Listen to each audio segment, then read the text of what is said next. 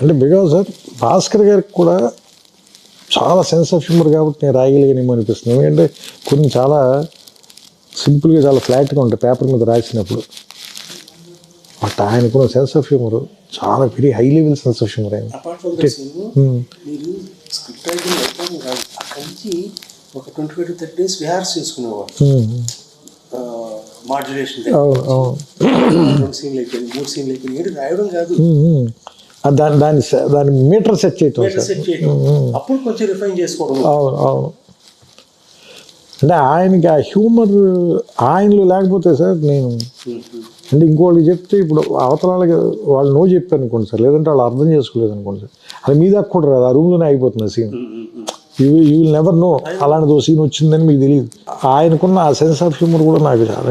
ఆయన ఒక తెలుసు కదా మీకు, ఆయన కొంచెం